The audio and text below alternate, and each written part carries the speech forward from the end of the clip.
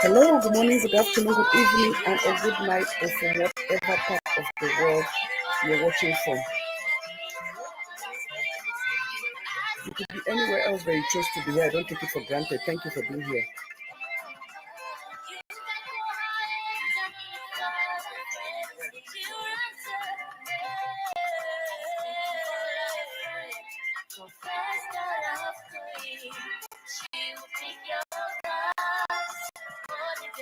Oh, Zion, first in the house. Good morning, good morning. Amen, amen. Good morning, Zion, my darling. You're welcome. Amen, amen. You're welcome. Bonjour, bonjour, bonsoir, bonsoir. Bonne nuit, bonne nuit. Or from whatever part of the world you're watching from.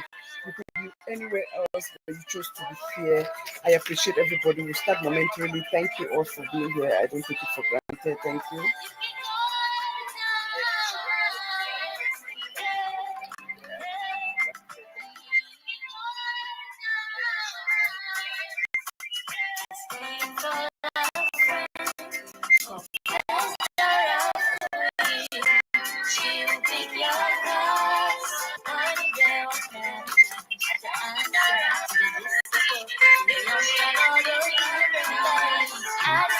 In a couple of minutes, we'll start this show and we'll drop it and people can watch later. Again, thank you all for being here. Thank you so much. I appreciate you all. Again, bonjour, bonsoir, bonne nuit, good night, or from whatever part of the world you're watching from. Good morning, good afternoon, good evening, and or good night, or from whatever part of the world you're watching from. Welcome to my channel. I don't take it for granted. Thank you so much for being here. I really appreciate it. God bless you. You could be anywhere else where you chose to be here.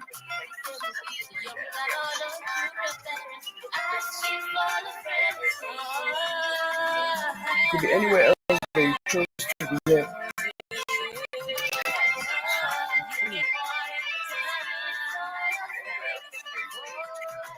Oh, thank you, amen. God bless you. God bless you. Thank you. Thank you. Like you could see, I'm still gonna have a back to school show, which is gonna be coming up next week. But oh my God, why am I hearing a voice?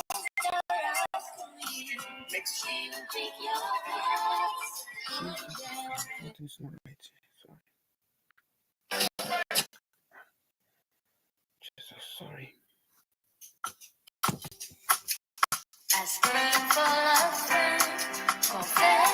So you see here, the pressure on elderly parents by grown-up children, and then the back to school pressure on parents. But we'll do a back to school show. I'll just touch on something here. Next week will just be really for back to school, but this is just touching on the pressures that a lot of parents are on right now. With back to school, it's not easy. I know we just went back last weekend, and I can only imagine this weekend, and I just know what everybody's going through. I mean, it's just imagine somebody with 2, 3, 4, 5 children. It's just can be something else. Don't panic, don't panic, don't panic. It's just going to be about the choices that we make as they are going back to school that will elevate some of this anxiety and stress from us. Because sometimes a lot of the stress we have and anxiety is because we are not thinking things through. We get so excited. We want to overcompensate our children for doing good, which is a great thing. Let's not forget it's their duty when we play a part for them to do well at school, and it's our duty to appreciate them and their hard work. But sometimes we want to overcompensate, and then in trying to overcompensate, we find ourselves in so much stress, in so much debt, and then trying to live above our means just because we want our children to be situated in particular schools. So that's something that we'll talk about now, and then the final show is next week for back to school. So again, I appreciate you all. Thank you all for being here. You could be anywhere else, but you chose to be here. It's something that I do not take for granted. God bless you all. Thank you.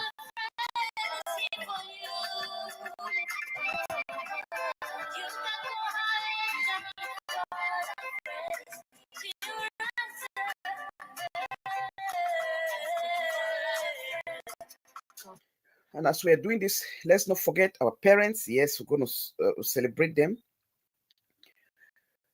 Just in a controversial new. You put saw what I have there. The pressure on elderly parents. What parents feel, the pressure they go through because of elderly children. Most often, especially elder children who are irresponsible and self-centered. So that's what I'm going to be talking about today.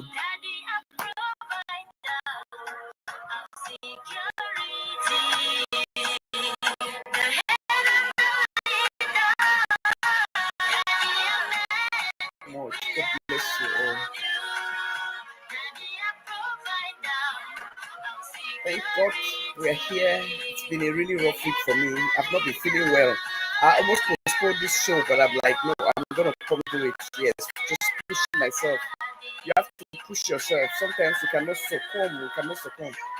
You know, you cannot just succumb to the sickness. You just have to push yourself and do what you have to do. So I'm here and I'm glad that I'm here. Thank you all for being here. I really appreciate you. That's why I try to just drop little videos, you know, if I can come live. Yes, no problem. Amen. God bless you. I understand you at work. No problem. Thank you for watching and for listening. But this is a show that is people encourage, share to parents, especially to us who are having grown up children, adult children. We are getting older, we are getting sick, we are getting closer to meeting our maker. Some of us. It's time to have these conversations and don't shy away. Know your children, and that is why I decided to do this show today.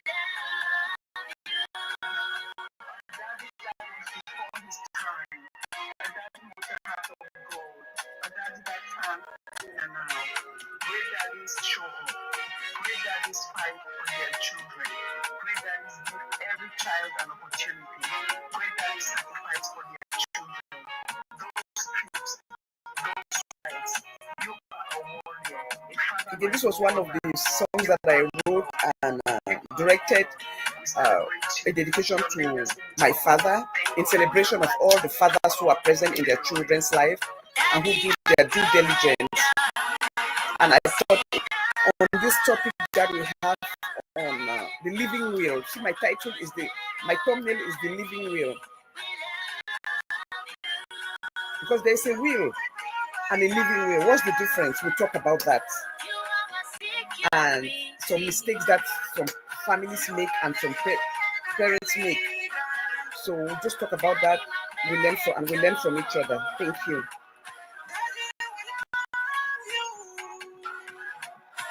Ify, good morning. I saw you yesterday. I picked and I saw you enjoying the music and you left a message. God bless you. Thank you so much for stepping back yesterday and for leaving that beautiful message. So we'll start this in 30 seconds. We're starting this show. We'll do it and go. Everybody can watch it later. So again, I just want to thank everybody for being here. Thank all those who are watching from behind. Thank those who will watch this on replay. Please share this, especially now. We're back to school, and we see now how people travel and they don't come back home. If you missed my last show, please go watch it about one of those our brothers, daddies, uncles who went back home, left his wife and 3 beautiful children here and never came back. That is why we have to keep talking about this topic. We cannot shy away from it. I remember when we were growing up, it was like if you talk about death, oh my God, it looks like if you talk about death, it means you're calling death to visit your home. No, you're talking about death because just like we talk about life, just like we talk about born house, we talk about birth, we talk about celebration. That's how we should talk about death. These are things that are inevitable. Thank you, Ify. These are things that are inevitable, and whether we like it or not, it's going to visit us. None of us know. God made it in such a way that none of us know the day we'll depart this earth. Just like we never knew when we're going to come, which parents we're going to be assigned to. We don't know when we're going to depart. No matter how much money we have, no matter how much love we have, no matter how much unity we have, that is why salvation is per head. Let's just prepare ourselves. These are topics that we must talk about. Prepare ourselves, prepare our loved ones, prepare our children, put things in place so that when it suddenly happens, your family is not in turmoil, your children are not fighting one another, even if you put things in place, there are still going to be fights or arguments, but it minimizes the position that the things that may happen after you are not there as the head. I've done a show before where I always say that we always look at this thing, oh, who do you put, especially with us from Africa, we always say, oh, who do I put as the head? Oh, it has to be the first child, or the first son, the first son, the first son. But we are looking how things are going today. I was watching Pastor Betang the other day. Oh my God, I just happened to go on turn on that show. Somebody called me because I always say, well, a few times I've gone on, I've just discovered his show, and there's so much to learn from it. So somebody just texted me, mommy, I said, but the point is that you don't know when he's ever on. So like the past 3 weeks, I've not watched him because I don't know his schedule. One time I said, I don't get it's not like YouTube where you can push notification, so I don't see when he comes on. So somebody just texted me, mommy, I fell. Pastor Beta is on, no, it's on. I said, oh my God, I was cooking. I hurried, put my ingredients, ran to go watch it. Then just to see, it was, I don't know how long he had been on, but I caught it in time to see this young girl who had gone through trauma. She was 13 when she met the man in her life. I was trying to ask under there, how old was this man? But nobody ever told me the age of the boyfriend. But from what she said, she met him when she was 13. She got pregnant at 15 and had a daughter by him. But she has been the one funding this relationship, because I think his topic was, if you are anybody under here who has been the woman, a girl who has been sponsoring men, who has been paying for men to take care of you, please come up. I really like the way he does that, because he does not give anybody to want to hide, go incognito to tell your story. So you own your story, be bold to tell your story. But the one thing I like he does is tells the guests not to insult or not to damage them or degrade them. Because if you do that, you know what, people will stop talking. And that's really a great platform. That's why I admire that platform from this is like that show was the 4th show that I went to, was 2 days ago. And this girl pop up on the screen, and apparently from what I understood, she had been there before to tell her story, but she's still so pain and anger and so much anger and angry, and she says she can never forgive him. Their first daughter is, I think, 17 or 18. She just wrote the GCA and she did not pass, and I think that is what brought up more anger in her. That child that they had, that she said that through that relationship from when she was 13 to 15, she'll give him her tuition, she'll steal the father's money and give to him, even stole the father, took $500,000, 500,000 from the father at the home and gave that boy. So the anger stems from how much she has given. That is why I'm telling you, think about this. 18 years ago, media was not like this, but see how much children were not informed and they do all these things. That is why you don't look at your child. The moment they hit puberty, 13, we start having these conversations with them about life, about men, about their bodies, about respect for their bodies, about buying love. You cannot buy it, no matter how much money you give. Yes, you can, it's only going to be temporary, because they'll be attracted but to the money, but not to you. They will not see in you who you are. They will not see who you are. They will not respect who you are. So picking the great from great support, welcome, my darling. They will not see who you are. They will not respect who you are. They will be seen by the money, because you keep giving the man money at 13 to think that to your tuition, you are. I don't even know, because when I remember when I was that age, our parents didn't even give us money to go pay our tuition. So please, you people, we take adults thing and apportion them to children. Why is a 15-year-old going to pay their tuition? You, the parents, find that time to go make these payments, because that money, people can even attack them on the street, take the money from them. But she gave this guy all her tuition, dropped out of school, still, she said she almost sold her father's plot just to give this man. But at last, this man left her. But because he's attracted back to the money, women don't do it. Young girls, listen to me. Nobody, let people see you. in your raw state and like you for your raw state. Sometimes you see some girl, say, hey, look on that girl. See mop her in the past. Look how ugly she is. What did that man see? I mean, that girl. Guess what? Because that man saw the side that we staying out and looking at them on the street have not seen. You may be looking at that person thinking, oh my God, she's so rude, she's so ugly. But that man, there's something in her that is very poignant, very private, very secret that he has seen and chose him as a wife. But we will see that other part. You know what I'm saying? So please let people see you, your raw state, who you are, and choose you for you. Don't make it be about money. To be stealing your parents' money to go give a man and all that, they will still not like you. Let people see you in their rawest form and choose you for who you are inside. Without makeup, it don't matter. They see you, let the makeup be an enhancement, but they have seen you in that version that we have not seen you. And that is the version they like. And people will be wondering, what is easy for that girl? You understand? So, we're coming to this story. I'm telling you this story for a reason. So when that girl went there, she said, I will never forgive. I'm going crazy. I'm looking at this little girl, 13, 15, you had a baby. Okay, if you had a baby at 15, your daughter is now 18. Put the two together. So she's very young. She's only about 33. She has a whole life ahead of her. But she has carried 18 years of anger, 18 years of unforgiveness, 18 years of pain, not knowing that is what is blocking her. She may have not gone to school, but she may have a skill set. She may have a skill set that she can discover it herself, or somebody discover it and bless and open the world doors to her. You can still go back to school at 33.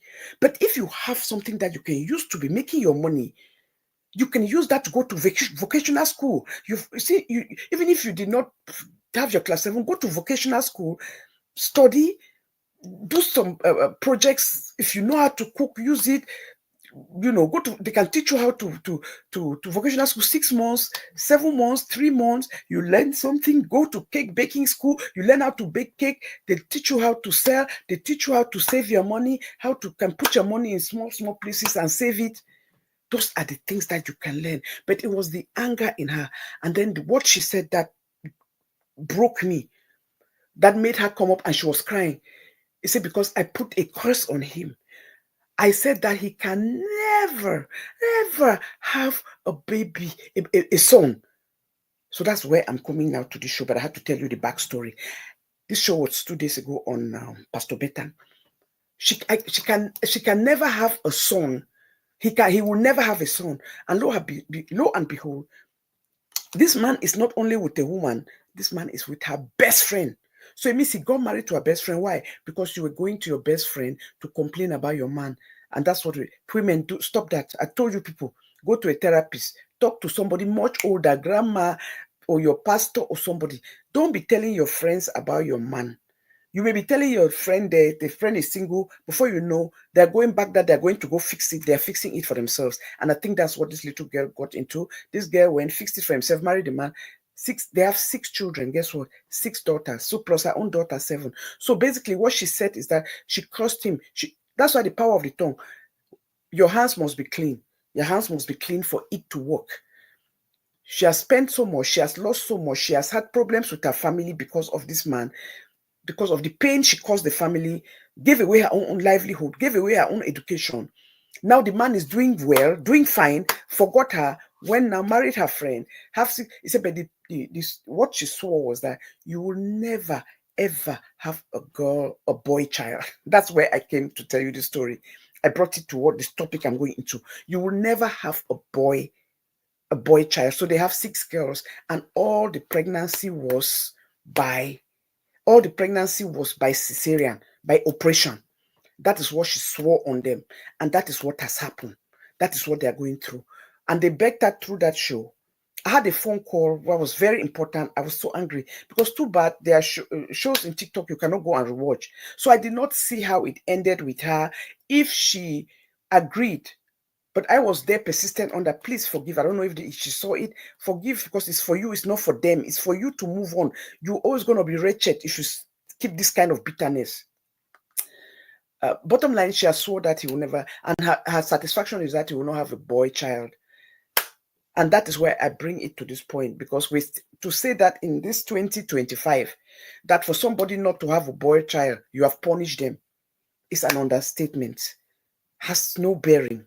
You are hurting yourself, you're paining yourself, you have cost him. Yes, it has worked.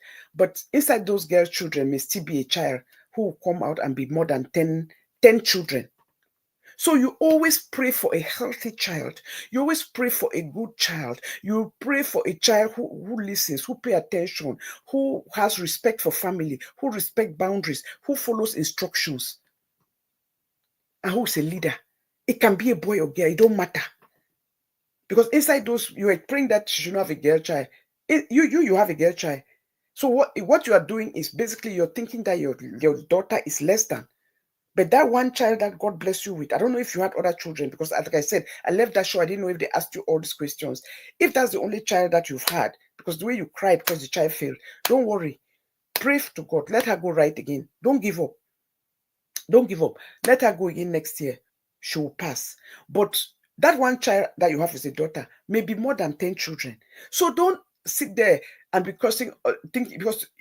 thinking that having a girl child is low, so you have punished him to have girl children.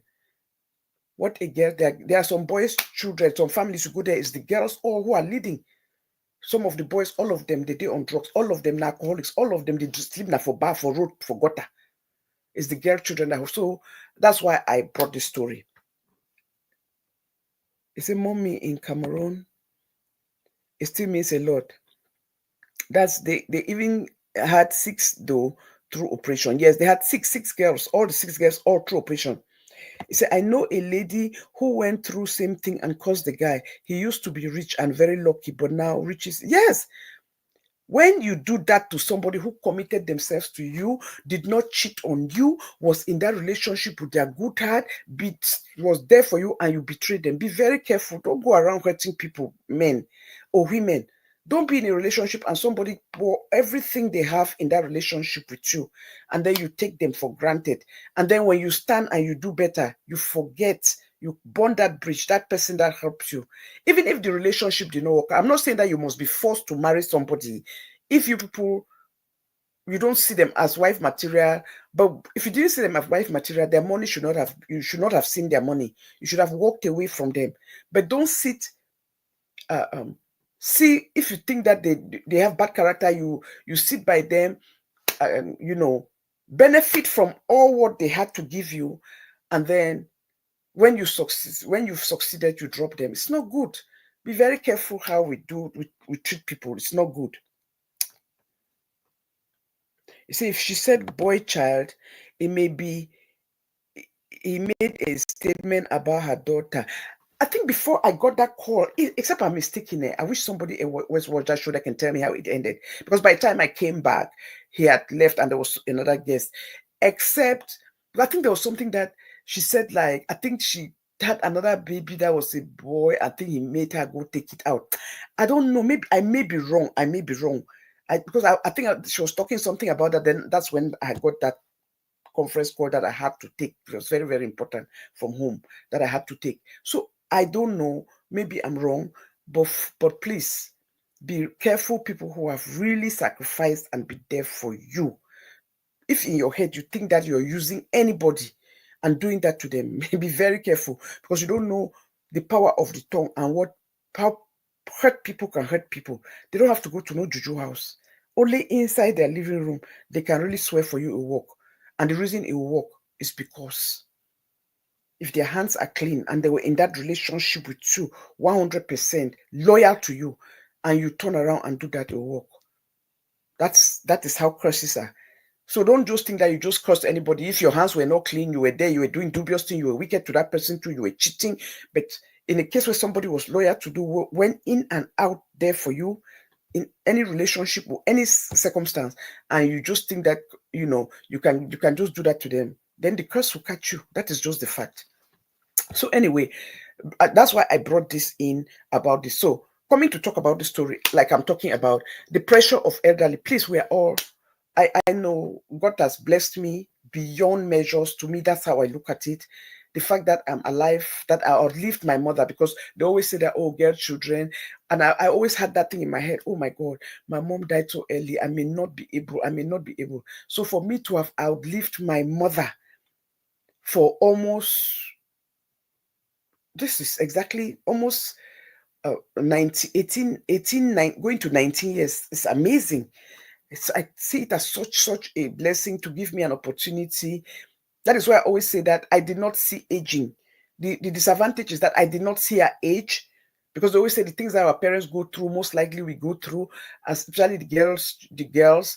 I did not see her age to see how aging is going to play a part in her life, how it will affect her, sicknesses and all that. So I didn't see that. But I'm glad that I'm alive. I'm glad that I'm able to see my daughter, and I know that God will grant me to see my grandchildren. I'm talking about this because we avoid to talk about the will in our community. We avoid to talk about death, but we always want to do celebration, birthdays. We celebrate birthdays, but we're so afraid of talking about death. There's a will and there's a living will, and that's why I did this show, because there's a big difference between the living will and the will. The will is what you leave behind while you are gone. Most often your family know about it. It's unveiled while you are gone. They don't know in particular what you left for this person or this person or this person. Unlike the living will is what you put in place while you are still alive. Okay, the reason I'm doing this show is I want everybody who is watching this, please share this show, to understand that, please, there's nothing wrong with the living will. I will tell you this. If that is your choice, if it comes from your heart and you choose, some people see the way their family is and they choose that, you know what, I would like to do this while I'm alive. But when your children come to you and sit you down and start having a conversation with you as if your cognitive state has declined, as if you don't have any more sense, and telling you, please do this, please, they're bringing you things, please, that mom, sign this, do this. You have to be very real. Most often they'll even come and they'll be telling you, you know why, it's going to cost less, because truly, if you do your will while you're alive, there are no tax. The taxes on it are very minimal. Unlike if you leave anything, you see all the assets we leave, the houses you leave for your children, the money you leave, especially assets you leave for your children, the taxes are high, a lot. They have to pay a lot of taxes for it, even though it's a gift. Then you wonder why abroad people, there's so much money in abroad. Because just think about a house that you've already paid on. You've taken 30-year mortgage, you paid on it. You're still paying taxes on the house. You died, you left that house to your children, or your son or your daughter. They'll take it. They'll still be paying that tax. Then they'll still pay an inheritance tax on that house.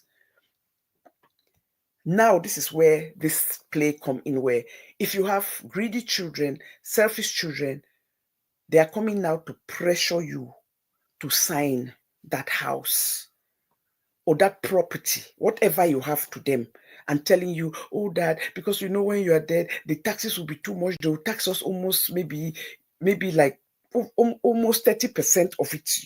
They will tax them to pay on it. So they are trying to avoid that. First of all, it was not your sweat. First of all, you are lucky to have responsible parents who worked hard to put money together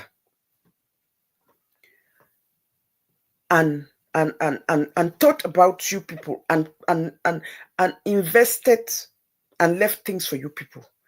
The audacity, Smoke, you're welcome. The audacity to think that you pressure your mom because your dad just died,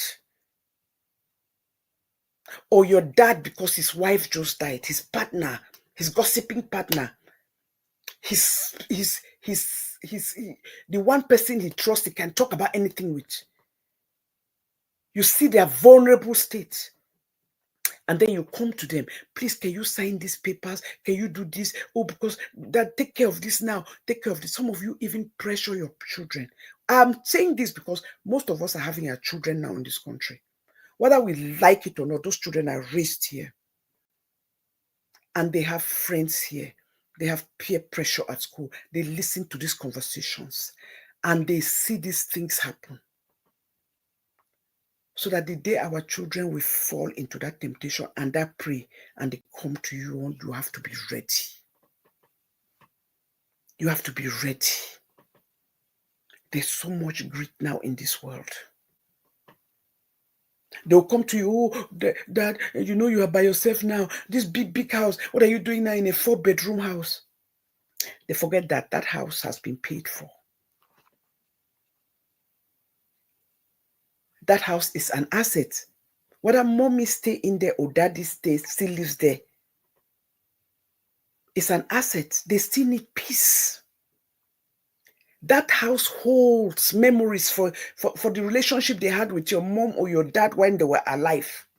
Why do you want to take it from them when they're cognitive state, when they can still take care of themselves? Paula Zumba, welcome.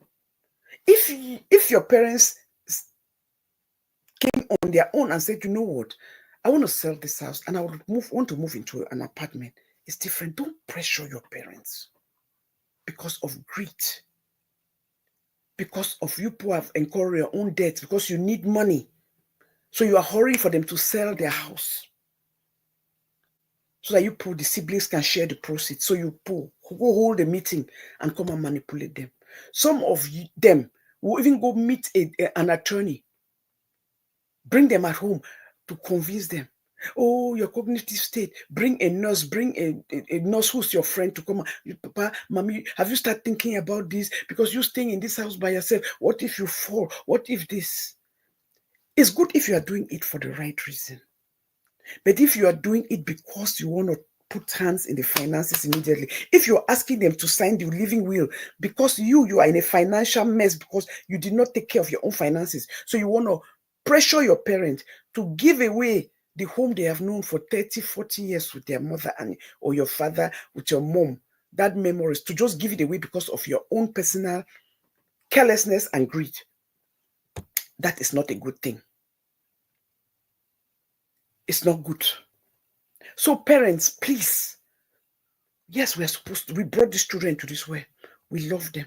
But loving our children does not mean that we have to lose ourselves. It does not work like that. Let's not give our children a kingdom and not the character to be able to rule it, because we are afraid they're going to hurt their feelings. And sometimes we have done our best. We have raised them the best we know how. We've given them all the tools, the foundation. But there's peer pressure. Some children just turn out to be very selfish, very greedy. And they'll play with your head because they want to use retail therapy to shop out the loss of their father or mother, because they want to use that to console themselves. But instead of using their own money for that retail therapy, they want to come and take your property that you've worked hard for and tell you to sign it over to them. Please be very wise. Let's not raise our children and lose ourselves.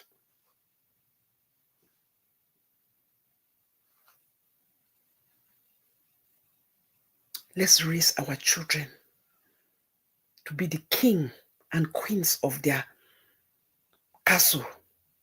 Let's not raise them to be a king and queen with no subjects, no castle, and no coins.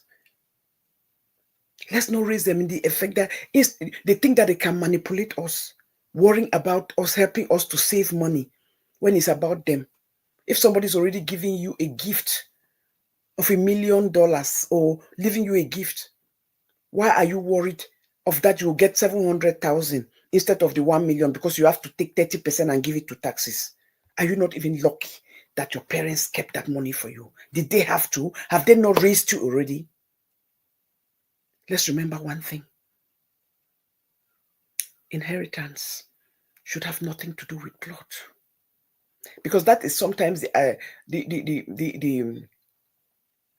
the entitlement that our children have. Some of you, when you leave home, do you even check on your parents? Do you call on your parents? You people say, oh no, when did you last give your mother or send your father a gift or give them something? Oh, my parents have money. I don't. No, you don't give somebody money because they have.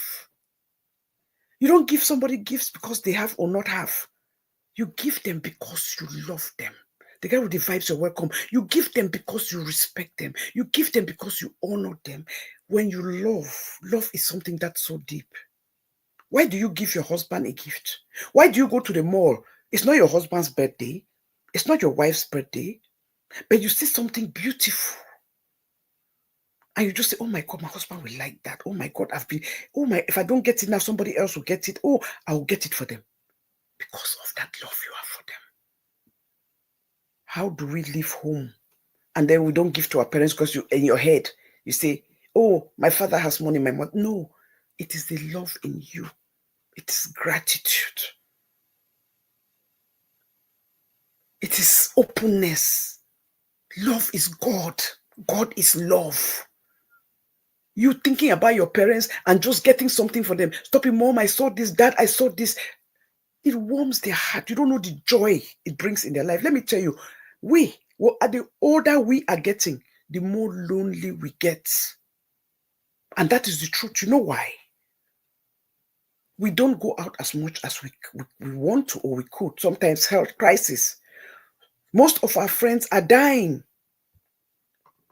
Most of our friends are dying. They are not alive anymore. So the older we get, the more lonely we get. I'm telling you, as a mother and as a woman of a particular age, please reach out, check on your parents. If it means disturb them, let it be that you are disturbing them.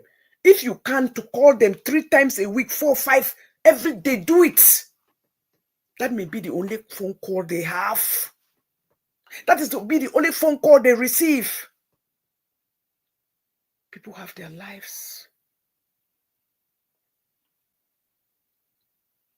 People move on. People have their own day. It does not mean that there are people who don't. Some people may even think about them. How many people have I thought about them? Oh my God, let me check on this person. One thing after another. Sleep. Before I know the next day, 3 days for, oh my God, I was supposed to check on this person. When it comes in your head, please check on your parents. Check on your parents. Reach out to them. Call them. That call is more than any amount of money. It is precious. It is. We thank God now we have WhatsApp. There's no reason. It's not all about money. Just that those calls means a lot. That one call may reach out to them when they were in the lowest, sometimes thinking, where are my children? Why is nobody checking out on me? Please. Don't be a child with ice water in your vein. That's what I call wickedness. Because a life built on greed is a life built on sand. You think that you're going to take everything, it's worldly things. Your parents who worked for it, they go and they leave it for you. So you trying to take it and be selfish and be greedy and want to take it from under their nose, seize it from them, seize their life from them. It's a horrible thing. Being a child is more than biological. Being a child is about presence. It's about sensitivity. It's about showing love. It's about showing care. It's about reaching out. It's about being present, being there. Because true inheritance is the values we live by, not what is handed physically to us. It's the way we were raised. It's that love, it's that bond, it's that sharing. It's watching our parents take care of their own parents, watching our parents calling their own parents, watching our parents sending gifts to their own parents. That is the true value of inheritance. It's not about physical stuff. Physical stuff can wait. But when you have that in you,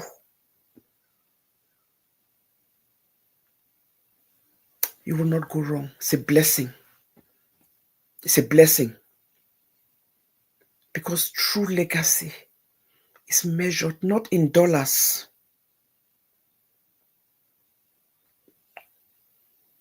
but in wisdom that is finally received. Lessons that are painfully learned, and relationships that are painstakingly restored. Those are the real inheritance. It's not physical stuff. That is just the bonus. Because it's not the luxury of a house that makes a home, but the respect you put into it. Do you respect your parents? I didn't say, do you love your parents? Because you'll say, yes, I love my parents. Love and respect are two different things. Do you respect your parents? Because if you respect your parents, you will never want to see them in pain. You will not want to 419 your own parents. You will not want to cheat your own parents.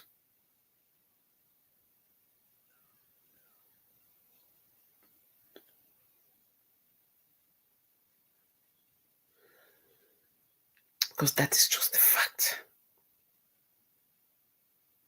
Do you value yourself? Do you know your worth? Because me, I've discovered that the true meaning of value is that the greatest inheritance is not the one that you are given, but that you have the wisdom and the courage to love and protect it. Let's not live in transactional affection and we call it love. Let's not look at our parents and think of them as some transaction that will happen because of what we get from them, and not being sincere in our hearts, not having compassion for them, especially when your parents is either a widow or a widower. Knowing that they don't have that partner they can turn around, who knows whether they woke up well or didn't sleep well. It's our responsibility to check up on them. It's very important. I tell you this story. It happened here in our state here, Illinois. This guy came from a good, wealthy family. The wife's, he had been married before, and the marriage did not work out, so he married a second wife. But the first wife had a very good relationship with the parents. But like I always tell you people, no matter how much relationship you have with your in-laws, if the man is not working between both of you, that relationship cannot go anywhere. You will just be wasting your time there and being in pain. But anyway, it did not work out, even though the parents really loved her. They had a daughter. The man moved on now and had another baby. Went on and had another baby. And the baby that they had was met this other woman, married this other woman. So they had been married for at least 5 years. And this woman's birthday was coming up. They had already planned it. A birthday, you know how it is here, paid for the hall, paid for everything. Okay? And this family, they are a Jewish family.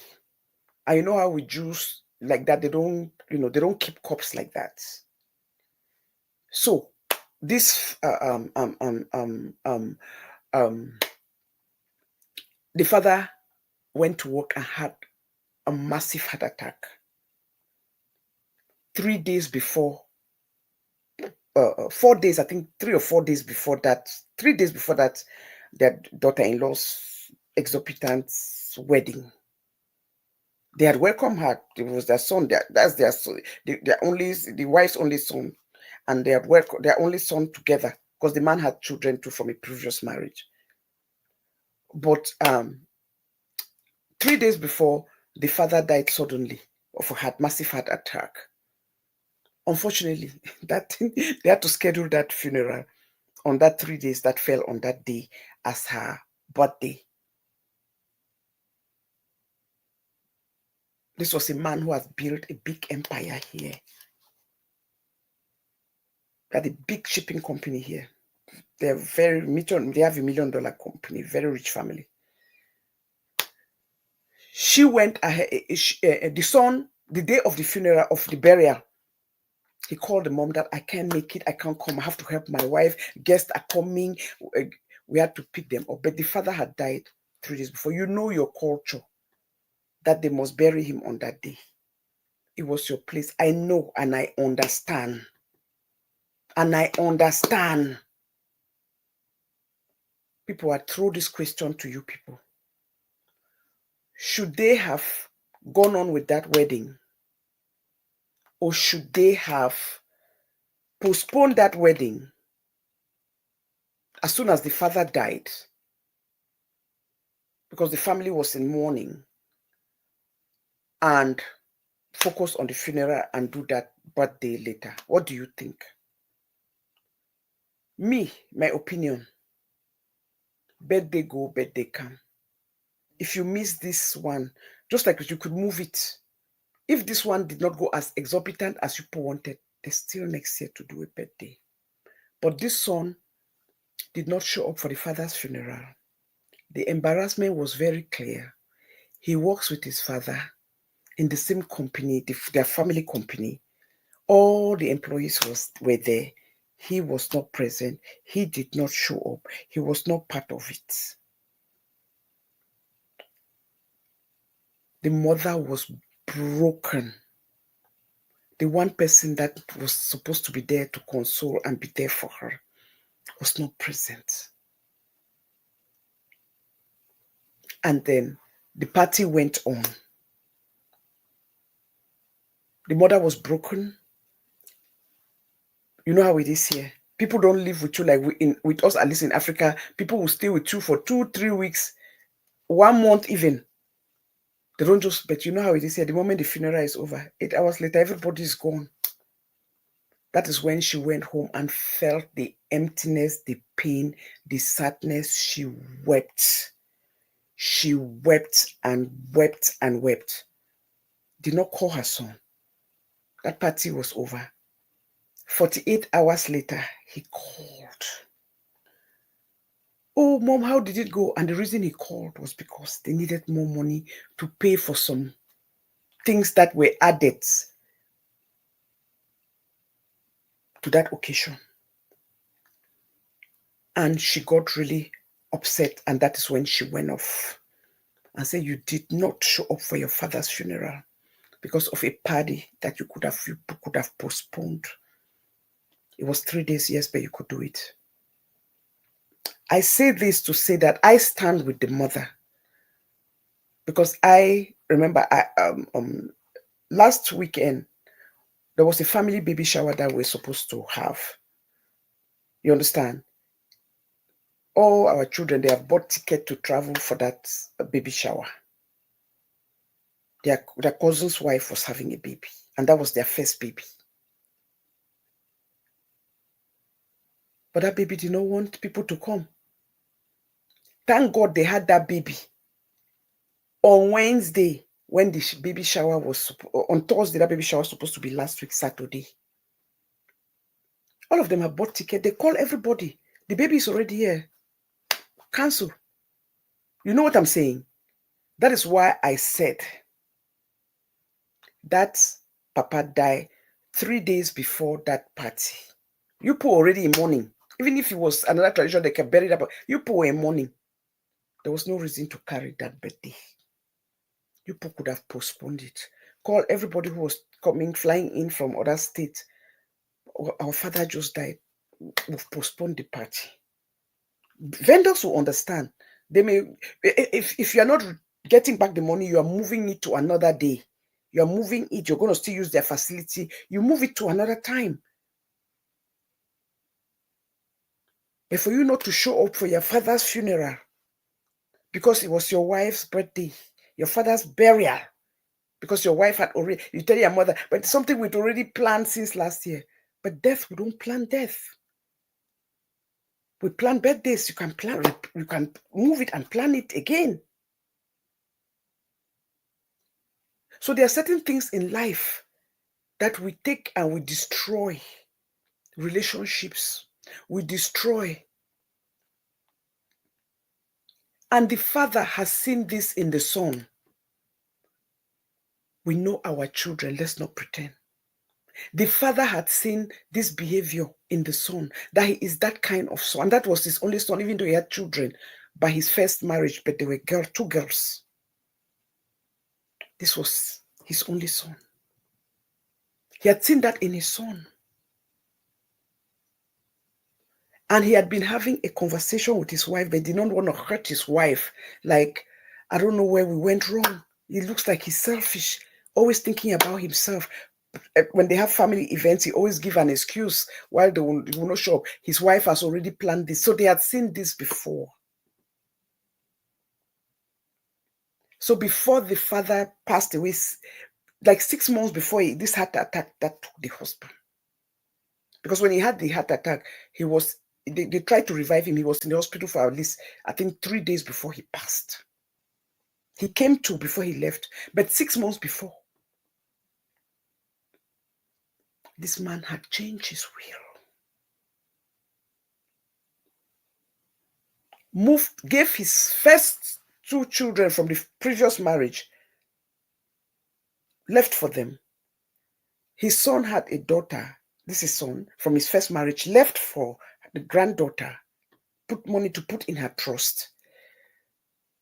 The bulk of the money, now moved it to his wife and said, it would depend on how our son is going to behave, being with you, because if God makes it that I go before you, I want you to be protected, because the kind of person I see our son, he does not know how to make judgments. So move the money to the bulk of the money to the wife, $50 million, and say, this is for you. You will make that decision. But he did not even tell the wife. It was in the will. It was the day that they came to read the will.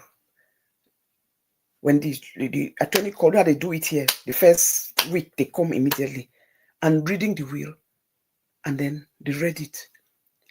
He turned around and blamed the mother, that the mother played with his there's no way I work with the father. He works for the father's company.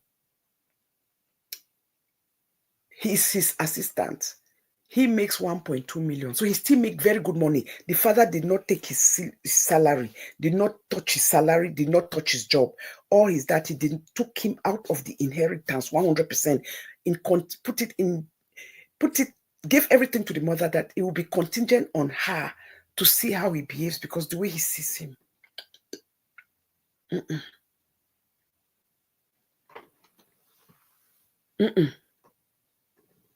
So know your children. Just because your child is biological does not mean that they have to have your inheritance if they have not earned it. If they don't show, guess what? He stormed out of that meeting, that inheritance, when they finished with the wife. The worst one was the wife turned around and told the mother, you are a wicked woman. For your wife to talk to your mother like that, after they were not present for the funeral. And I always say that now, woman, the whole house. You as a wife should have told your husband, we'll postpone this thing. Let's go to your father's funeral.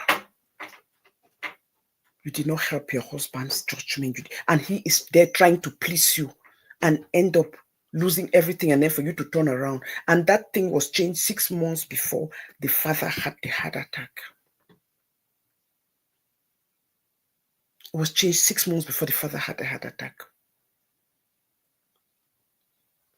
The mother, he went now and sued the mother. It was a big thing here. He went and sued his mother in court. The mother called him to try to see how they can mediate from behind. Because after they have read the will, the mother was packing the husband's stuff and realized that the father had left a letter in one of his coat pocket as he was packing his suit, putting his things together.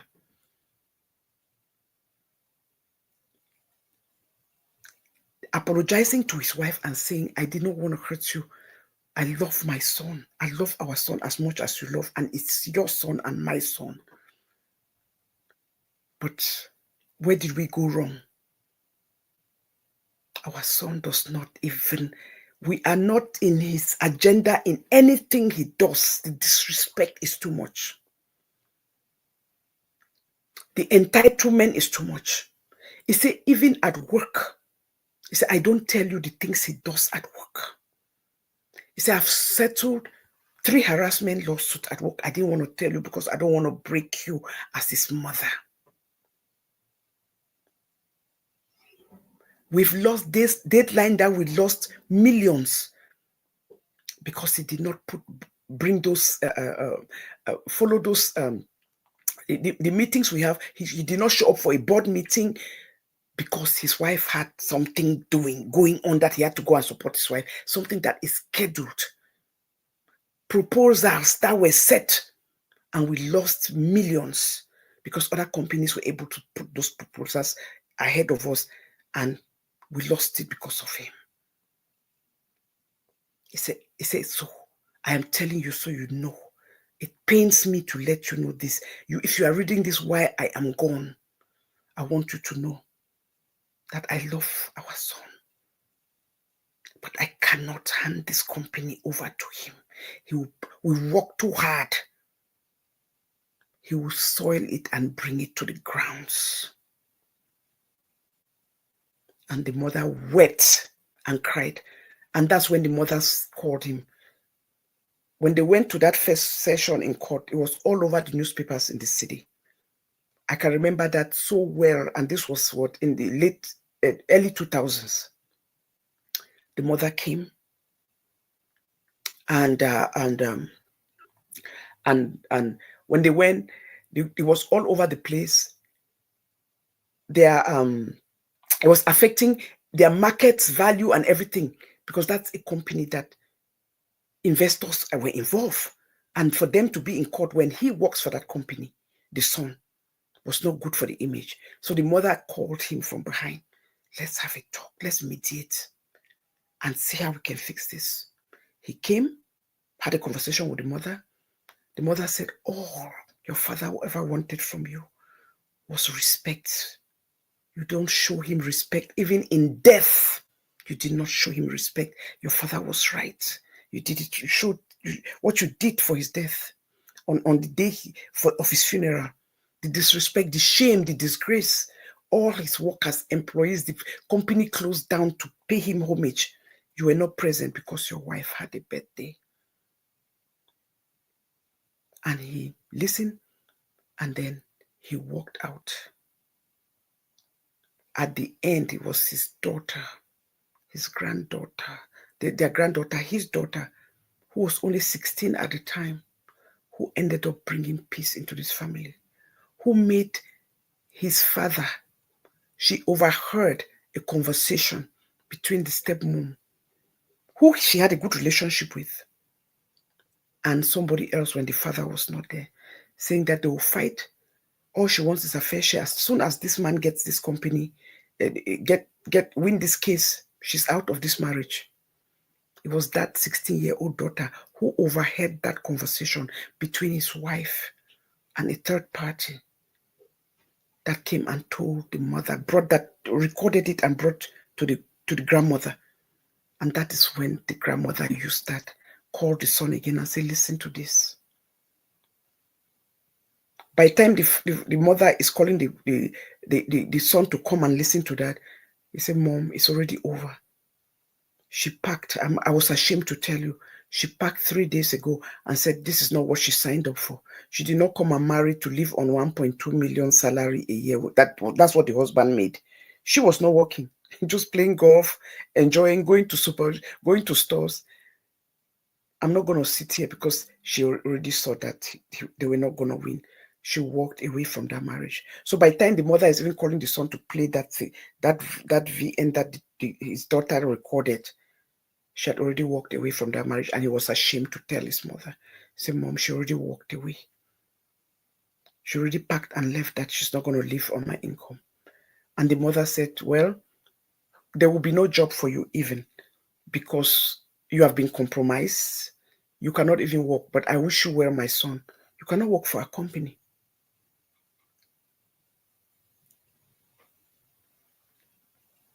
Because there's no way the employees will give you respect. You have been compromised. That's to say, we have almost 200 employees. 200 employees, they will not give you respect, the respect you deserve. There's no way you can work. I love you as my son, but you can't work with us because you have been compromised. They will not be able to give you the respect that you deserve. And he left. He struggled, reached out to the mom. The mom would just pick, once in a while, call. The mother would just answer. He said, but I'm not going back. I'm not putting you back on the wheel. You have to show me with years of actions that you are a changed man and that you think differently.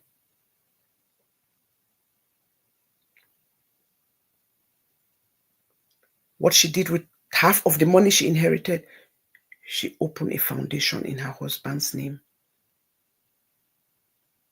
to help children in the inner cities who want to gain their education. It took them over 10 years. She was lucky to live 10 years later to build that relationship with the son. But even with that, she never changed her position. But he learned the hard way, humbled himself, took 10 years to build a relationship, to even be able to visit his mother. Life is not about inheritance. It is what we give our children, what we nurture our children. Sometimes it's not because we did not do our best. It's because some children are just bad and greedy and selfish. And they just want more and more and more and more.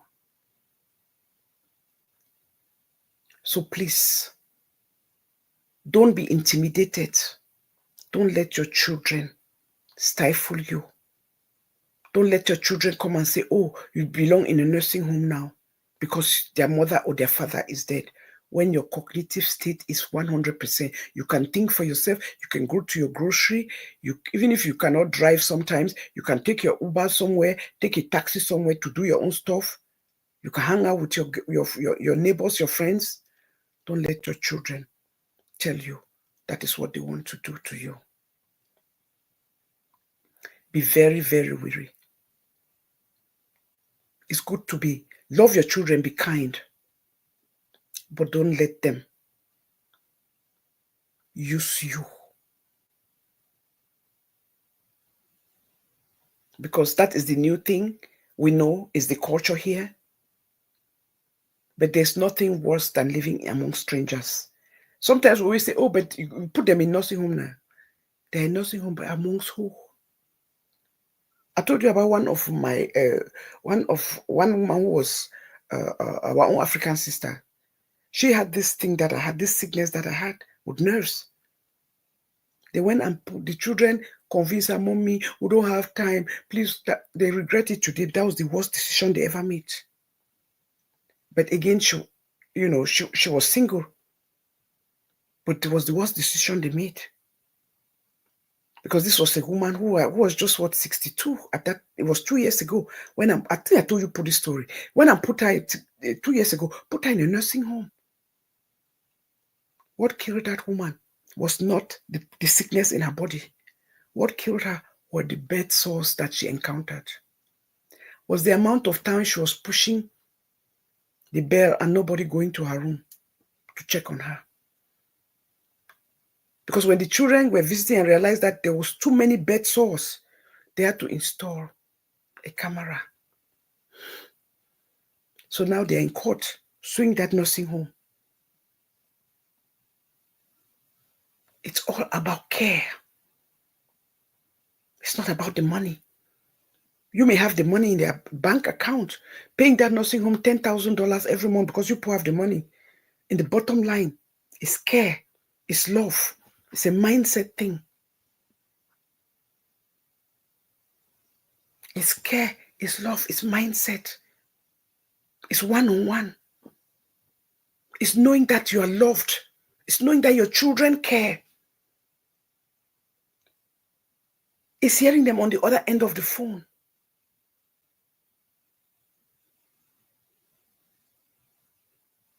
And that is just the truth.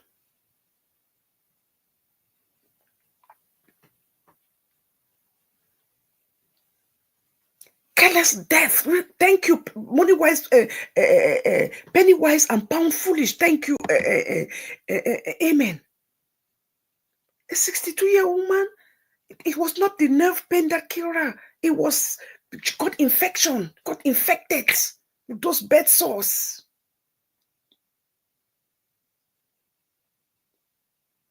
Sometimes we don't want to burden ourselves. We don't want to inconvenience ourselves. We say, but you have a house. Could have brought your mother there.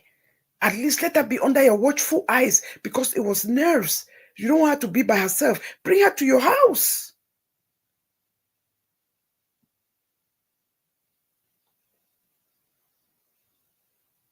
There's this, let me see, what's the time? We have about 30 minutes and I'll end the show. There's this woman who had an only son. One son. Raised well, good boy.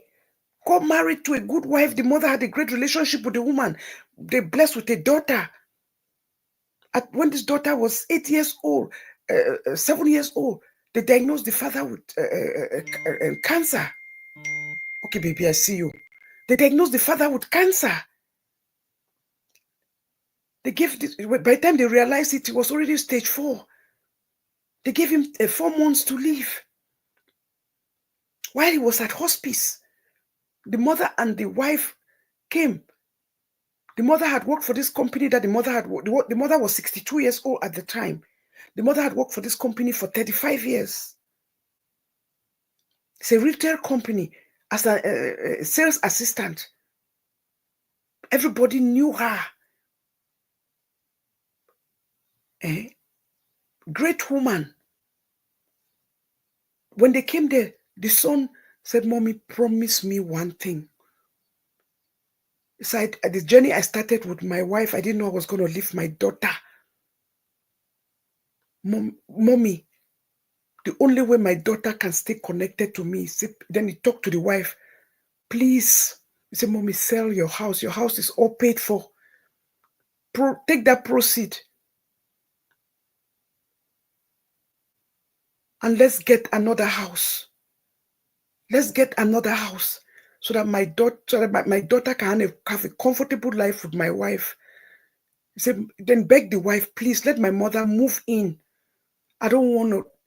I'm dying. I want to have my daughter to have a connection with me, and the only connection my daughter can have is through my mother." The wife, all of them were tearing up, crying. The wife said, "Of course." The mother said, "I promise you, son. I promise you, son." This mother's house was worth 400,000. The mother sold the house while the son was still alive. They had given him 4 months, but guess what? That man ended up living almost a year. But within this period, the mama sold the house.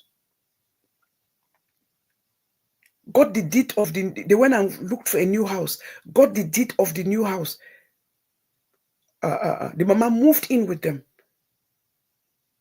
Within that, as soon as that mama moved in with them, and everything settled, I think about 4 months later, that the son passed away. But the son passed away, happy that the mother is going to be in his daughter's life. Thank God the wife accepted. The mother said that 1 year was great, but all of them were in mourning. They lived well. She went to work, she came back, she was paying the bills, to helping them pay the bills. Said all the house, she sold the house 400,000, gave all the proceeds, everything to the wife. That's what they used to buy that new property. She had her own section of the house, did not disturb them. She had the wife had the master bedroom. She was living downstairs, mama, in her own room, everything. He said that first year, but during the second year, she just saw some changes in her daughter-in-law. The daughter-in-law now had become an influencer, had open a channel, Lord, open a channel on YouTube, and was doing influencing, talking to people. And she said, unbeknownst to her, one day she just came back from work. She just realized she was no, she was it was on her off day. She was sitting on the couch, and while the daughter-in-law was live, she just turned the camera without asking her permission on her and made her the content to show how she is a suburban rich wife who lives in a good estate, but she did not let that influence her. When her husband died, she brought her mother-in-law in, so she's been taking care of her mother-in-law for the whole year, making sure. But she did not tell her viewers, my mother-in-law helped us acquire this house. It was her money that we used for the down payment of her home. But she and they just point the camera and everybody was clapping. She said, oh my God, you're a good woman, a woman who will bring her mother-in-law in and take care of it, of her while your husband have been dead now for over a year. You are amazing. You are amazing. Share. She said, share. Everybody was sharing the story. She said, but she was so embarrassed because not once in telling them that she's the one taking care of her since her husband died, did she tell them that she put down the down payment of that house. So it was like she was a freeloader, not telling them that she's paying bills because she's working. She's working. A job she had for 35 years. He said like everything just snowballed from there. The next day it was like a bad luck. She went to work. Their company had a new CEO or manager, a younger guy who now saw her like too old for this job now, and they need to be hiring younger people. So they had a meeting with her and sit down with her. Or they appreciate her service of 35 years with the company, but at this point they don't want they cannot keep her. They are going with younger people, young minds, and people who can use the internet and all those type of things, who know technology and everything. So they appreciate her service, but at this point they will let her go. This woman said she cried. She went to the bathroom. She said, how can this all happen in the same week? How can this happen to me all in the same week? This is not fair. This is not right. She said, oh my God. He said, because right that same week, he said, everything happened that week. This woman was, he said, she'll say, oh, you are living on you're taking long showers. You're taking long showers. You are doing, it's costing too much to run this place. You are leaving the light on when you're reading your Bible. You wake up to do your prayers. You're reading that Bible and leaving the light on. It's costing us more. Our bill went up $20, $30 for our light bill because of that Bible you're reading and all those things. He said, so it was like the stress that she has been giving her for that week, and then just to go into work. And then for them to say that they're letting her go because of her age, they're hiring younger and people who know how to use the media and networking and all that. She said, oh my God.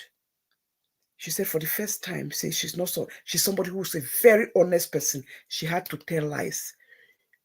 She went home and she did not tell her daughter that she has been fired. She has been let go of the work because now she's already complaining about $10 here, $30 here, and she's not going to stop her prayers.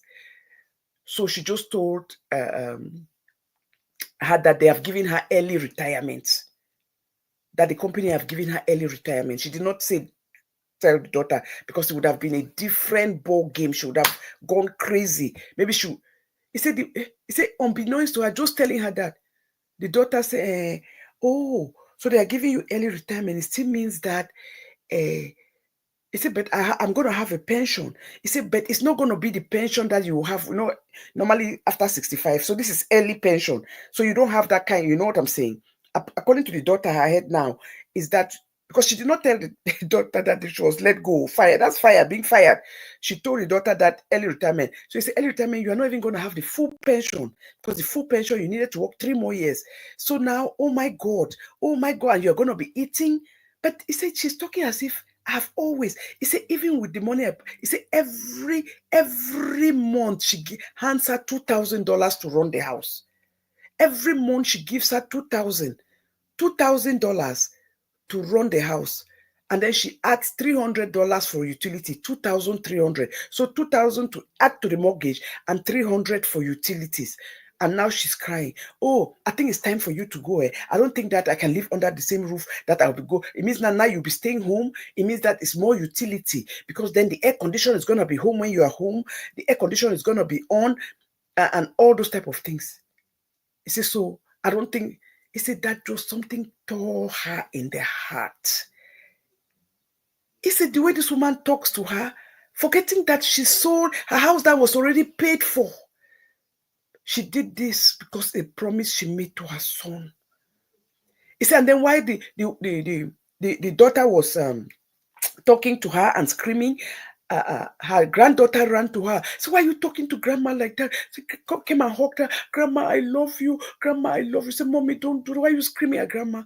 Hey, he said she just take that child, go to your room. When I'm talking, you don't come around when I'm talking to your grandmother, and don't ever interrupt me.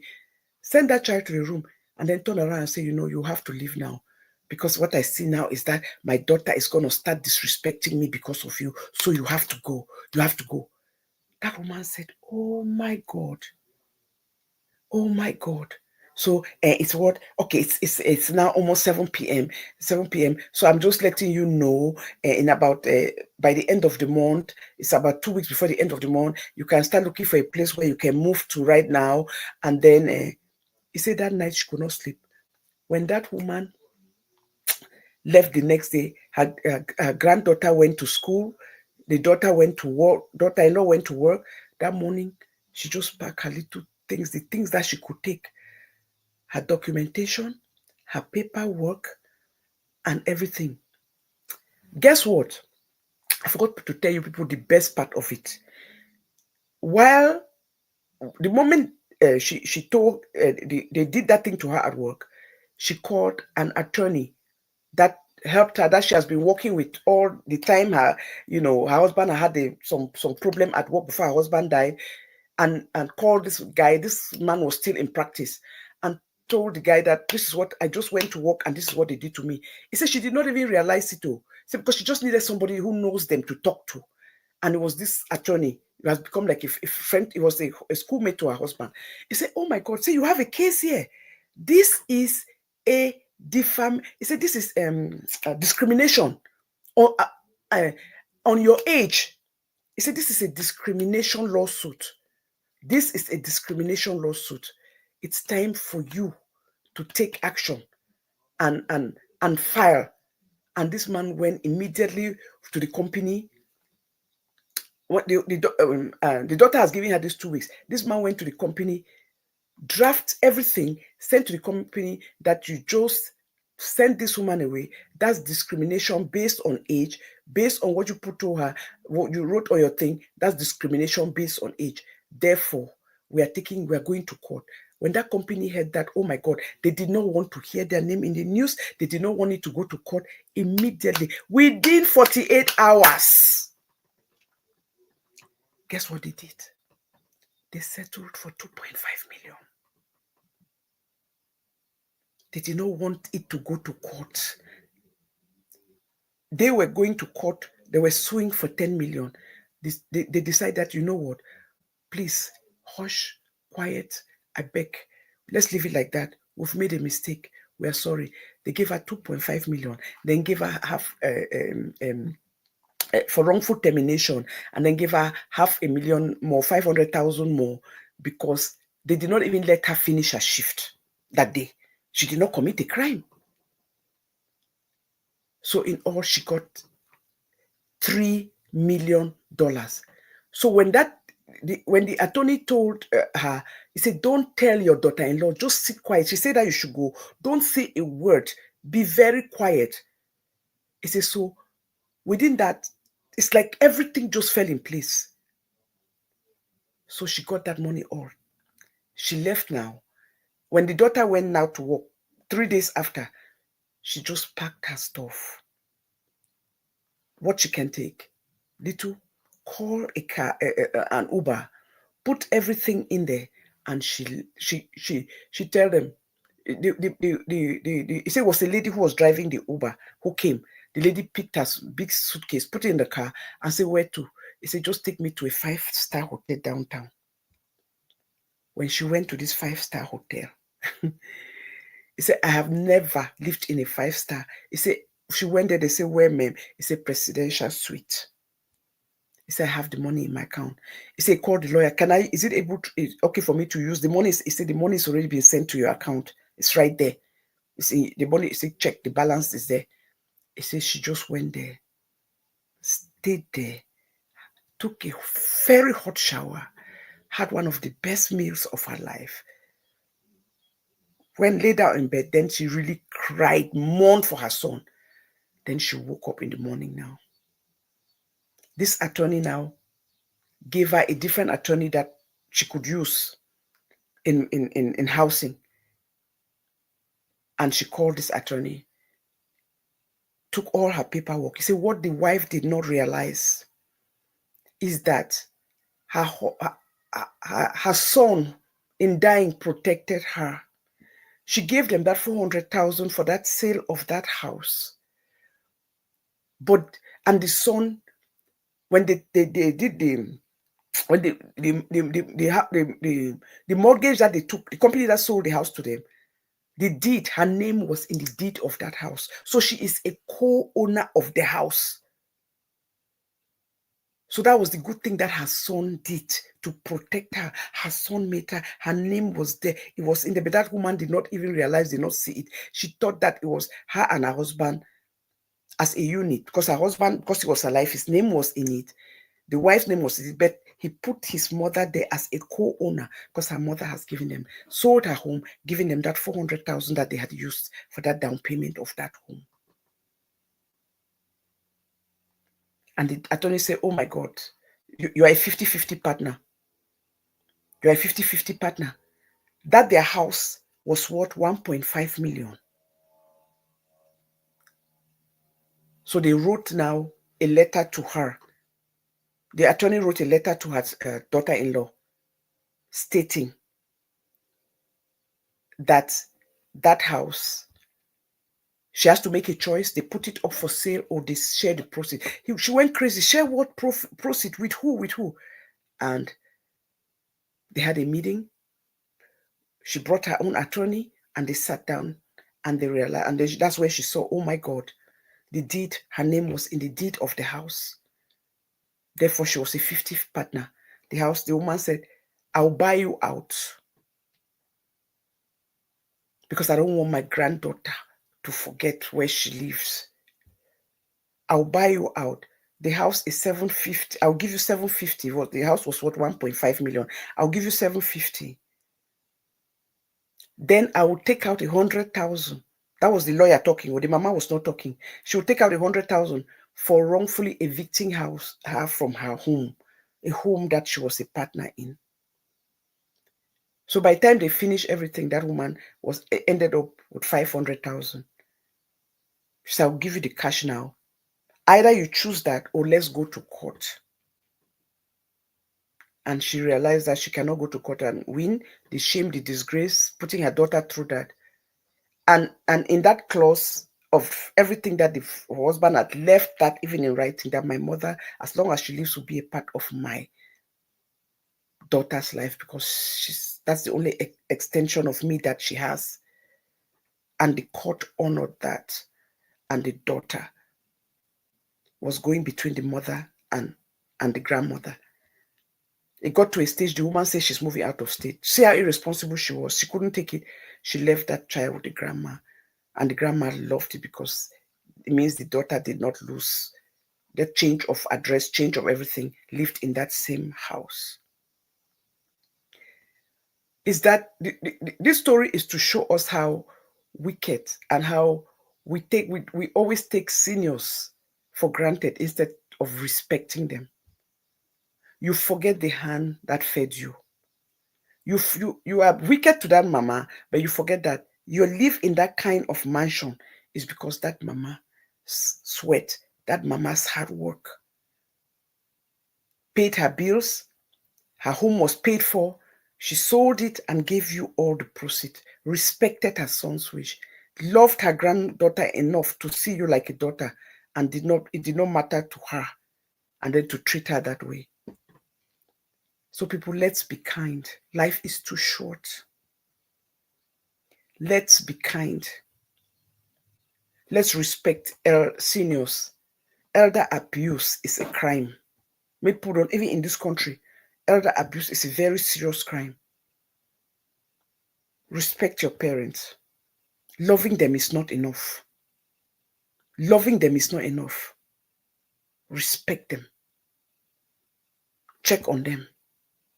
Protect them. Be there for them. Don't ever look at them like an inconvenience. They gave you life. The least they can get from you is respect. When you show respect, everything else will fall in place. Money cannot buy respect. It's an action that you must do. So let me go to the last part of this show that I put here about back to school pressure, because I'm going to do a back to school show later. Please, I beg Una, now is the time that children are going back to school, and there's a lot of pressure on parents. Let's not just choose a school. There are a lot of, yes, Lot is a good school. Seka is a good school. Sekra is a good school. Sase is a good school. Okoyo is a good school. The standard of living has gone so high. So high. When I'm hearing that one school now 700,000 that they pay for tuition a year, I say, Tata, how many people make? Some people, the whole year, their salary no reach 700,000. Some families, the whole year, their salary is 2 million. How can you be making 2 million, but you're paying one child's tuition 700,000? So what, you have 3 or 4 children, how do you take care of those other children? How do you balance it out? Plus you have a life to live, you have a car to fund, you have gas to pay, you have your parents to take care of, you have your siblings to take care of. We know how it is. The point I'm trying to make is that, yes, great schools, good schools shape children, help children. But there are a lot of good schools too out there that you don't have to pay this much, and your child can still come out and be who they were meant to be. It's about discipline. It's about being intentional. It's about knowing what you want. It's about us talking to our children. It's about us being involved. I say this to say this. I was in a meeting last week. I had a prayer meeting, and somebody brought this topic, and I said, oh my God, I could really use this. And I was like, I was touched. There's this woman who back home lost her husband last year, and their first child is getting ready now to go to college. Don't forget, now Papa don't die. The person who was the breadwinner in the family is gone. The mother don't make as much money. They have other children. The father has a sibling in abroad. And the mother is insisting that that child must go to Seka. Remember, Seka school fees is over 600,000. You have not even bought toiletries. You have not bought their needs, but this is one child. Your husband is not there anymore. You're expecting the brother here to help you pay for that tuition.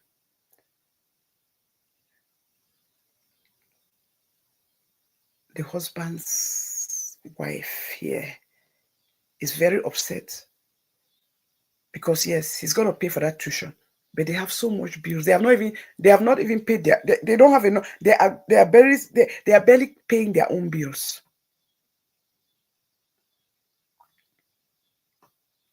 They are barely paying their own bills. Thank you, the girl with the vibes. God bless you for that. They're barely paying their own bills. So the wife is me. You see one thing about giving, and I always believe in that. I will never give and regret. I would like that if you are gifting me, if you are gifting my child, because if you're gifting my child, it's me you're gifting. Let's be joyful givers. Let's not give, and in giving, we give, but behind we're fighting. It's not good. We are giving, behind our house is on fire. Let's be joyful givers. That is how we get blessings.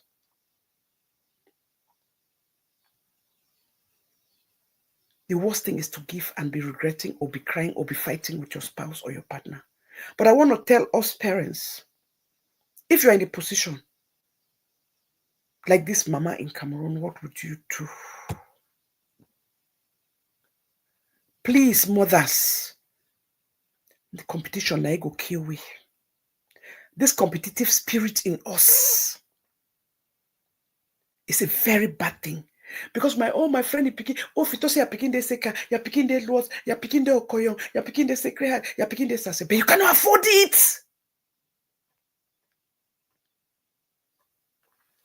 Okay, the girl with the vibes, God bless you. Thank you very much for that. Thank you.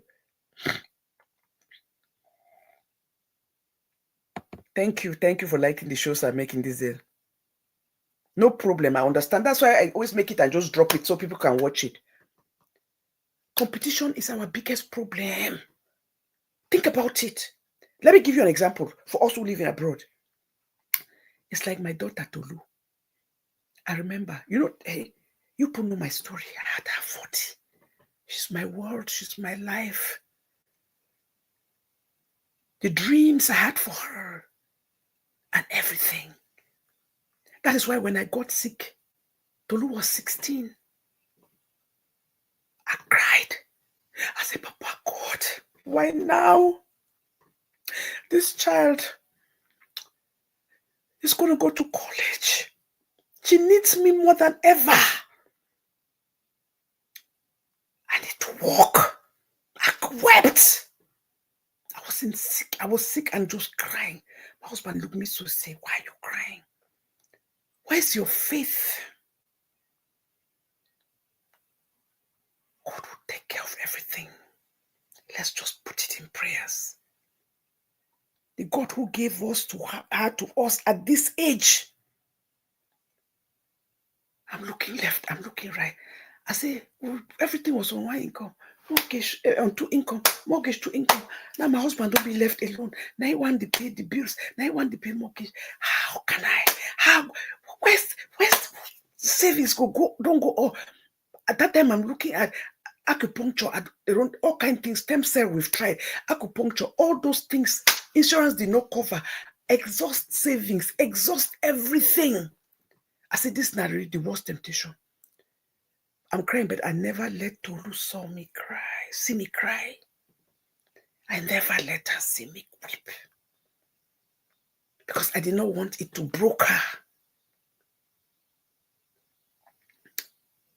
The high school I wanted her to go to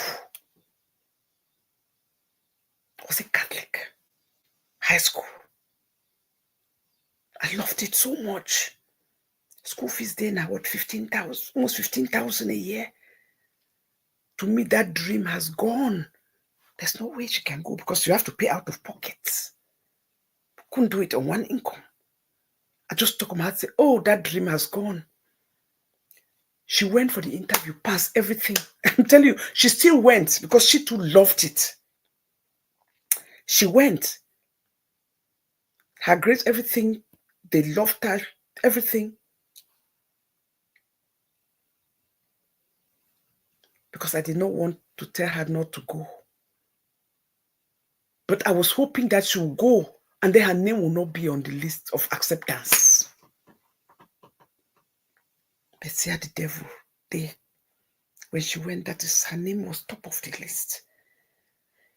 I prayed. I said, God, how do we do this? And then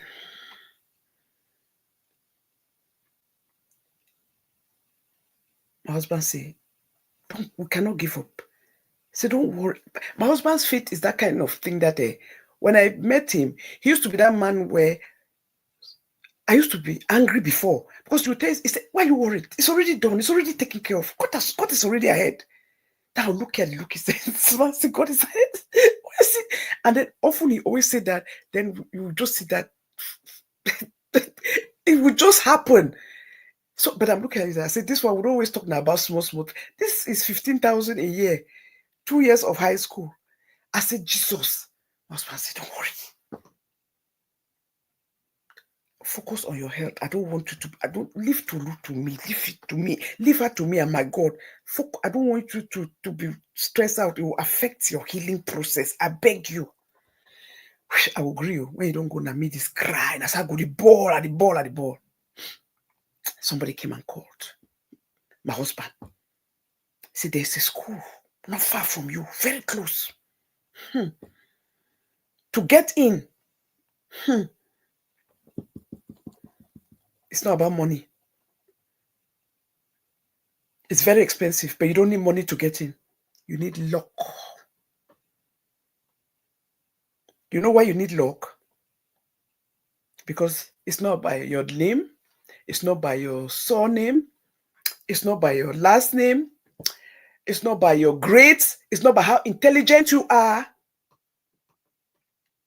It's about luck. They call it lottery.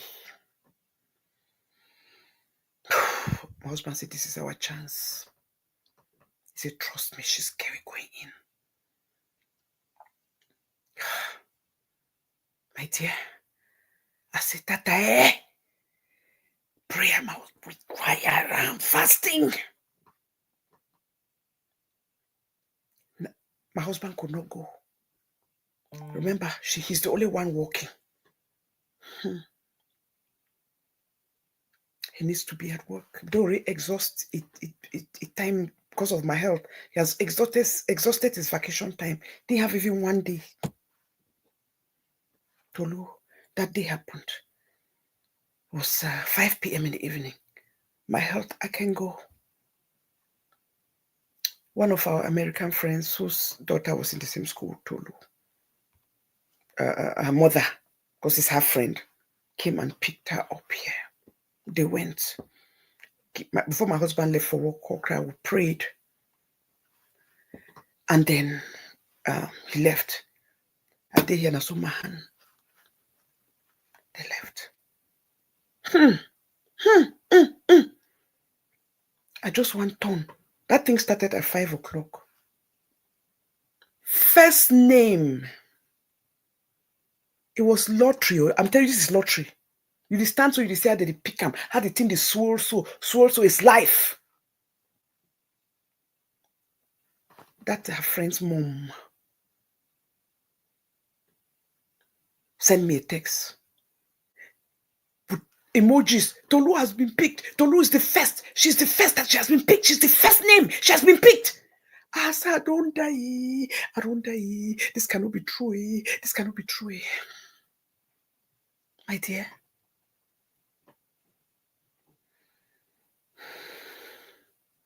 This is a school that is about 20,000. But if you're lucky for getting, all we pay for those 2 years, all we pay is 1,500.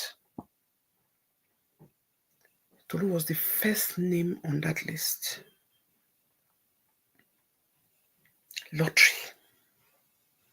Even the woman when I take Tolu with the Pikingo, the daughter was not picked. I still have a very good relationship with her. I'll call her. My friend, when they come on holidays, they still, go out together. Because now they are at different schools. She ended up going to a different high school, but they always kept their bond. But she who took my daughter got in. First name on that list. The place was packed over 10,000 children. All they needed was 300 children. Tolu was the first name. So how can I sit and cry and complain? Look at what God did. God came and intervened and saw our pleas and heard my supplication and heard my tears. Yes, I got sick and I was crying. How are we going to do it? God came and took care of it. I say this story to say this to mothers. There was no way we were going to able to afford that 15,000 school fees for that school we wanted her to go to. And there was no way we were going to put her if we cannot afford it.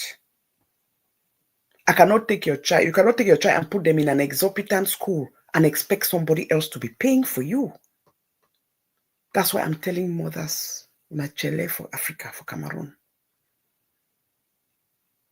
There are universities here. There's Harvard. There's Georgetown. There's Princeton. No matter how intelligent your child is, all of us want our children to go to one of those schools.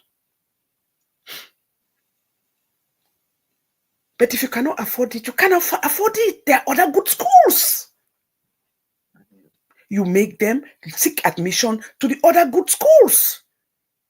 I'm not going to go take an admission for Harvard and then expect to call because I have a rich brother or a rich sister or a rich friend or a rich relative and say, oh, my child is going to Princeton. Can you be paying the tuition? Come on, let's think out of the box. Life does not work like that.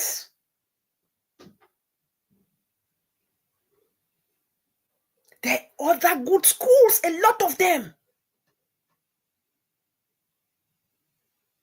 There are a lot of professionals, ministers, CEOs who did not go to Sacred Heart, who did not go to Lourdes, who did not go to Seka, who went to lycées, who went to government schools, who went to other schools, who paid, who their tuition was 1/3 of what you paid in those schools, and they still made it.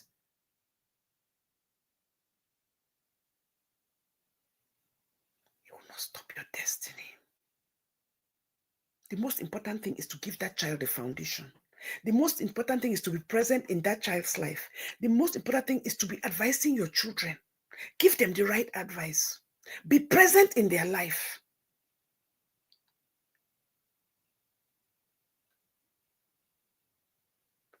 Be their advisor. Be their friend. Have a listening ears. We cannot give our children what we don't have. You cannot be making 2 million CFA a year and then you take one child and you're paying them their school fees 1 million or a 600,000, 800,000 when you have 4 other children. You cannot be making 1 million, 1.5 million, but you put your child in a school where you cannot afford the tuition, but you are depending on your brother abroad or your in-law abroad to pay it. My dear, think about this. What if there's an unforeseen circumstance and that person you are expecting to be paying your child's tuition, wara, or lost their jobs? Things happen. Do what you can afford. Live your life where if there's nobody to help you, you can manage. It's like I've always done shows, so I tell you, if you're married, even if you go to take a mortgage, No matter how beautiful the house is or how much you put make, take a mortgage where one person's salary can pay the mortgage. So that if anything happens, be it death, be it loss of job, be it sickness, the most important thing is that you will not lose the roof over your head. Somebody will still pay the rent. You people may have to just cut down on other things. There may be no going out for entertainments and all those things. You can do that. You can cut down on the kind of things, expenditure you spend, the kind how you spend on food. But at least you will not go homeless. There will be a roof over your head. Don't go rent a place where, because you want to live in a very big place, so you must take 2 salaries to afford that. What if one person gets sick? It's the same like this thing of tuition. Why are you going to go take a tuition? Where if something happens to your husband, to your wife, you'll be begging for mercy. The whole street will see your, they say, will see your problem. You know, your problem becomes other people's problem so they can use it to mock and laugh at you. Nobody should be giving you to mock at you. Giving should be a blessing. Giving is a good thing. It should be something that somebody is doing because they are happy to do for you. Not something that somebody is doing for you and not doing it joyfully. Doing it because they are under pressure. Doing it because you make them feel like, oh my God, they have abandoned you. Should be for a place of joy. Nobody should give you and be crying. Nobody should give you. And maybe their own children have not gone to school. Just like this woman crying. We have our own things that we have not, the wife is saying, oh my God, to be paying this for the next 5 years? Think about it. If somebody can come out and say, I will give you 600,000 and you have 3 children and your husband is dead or your wife is dead, I'll give you 600,000 a year. Why would you use that 600,000 to pay one child's fee when you can use that 600,000 to take care of those 3 children? Think about that. Therefore, you downsize. You go to schools where the tuition is less. There are still good schools out there. But our problem is competition. Our problem is show off. Our problem is my child goes to this school. At what risk? At what risk? At you know, all your business being out there? At you having to beg to pay for tuition? Massa, it means you cannot afford it. Why are you living a life you cannot afford at all? You cannot even afford it. Because if you could afford it, you could go to Njange house. There's nothing wrong. That's how most of our parents did it before. Go to Njange house, borrow, and then you walk. You pay them small. So the fact that you have to be begging from us, it means you cannot afford it. You are not making the money to pay. Because if you were making the money, you can borrow from Njange, then you walk, you pay them, you go pay them for Njange house. So it means you are living above your means. You cannot afford it. And that is the truth. So people, this is where I'm going to end this show for today. I thank you people for coming. Please share this show. It may reach somebody. It may make somebody think out of the box today. Again, I'm going to bring you guys another great topic by His grace on Sunday. But let's remember one thing. Life is short. Life is unpredictable. People lose jobs. There's something called death. Please be prepared. Start having these conversations with your families. Put wheels in place for your families. Don't be a person where when things happen to you, your whole family is in disarray. Kids are fighting one another. There's bloodshed, juju houses, all those type of things. Put your house in order and know your children. Don't be under any pressure. Know your children. Live your truth. Look at who is responsible. Look at who is a team player. Look at who loves family, who loves growth, who loves unity, and assign them to be your caretaker. You should have nothing to do about sex. We'll stop that rubbish. Now stop them.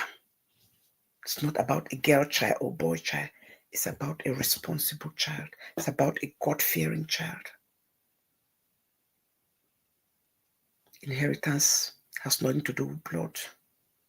It should not. Because you who walked it and did all that work, did you take anything with you? No. Look about somebody who's going to uphold your legacy. Who's going to make people remember that you were here, not in shame or with shame, but with pride. Who's going to carry that mantle? Who's going to bring people together? Not people who's going to divide people and cause pain. So again, I just want to thank you all and I appreciate you all. Have a great day, people. We'll meet again on Sunday. God bless you all. Thank you all for being here. Bye, everybody. Thank you. Bye-bye.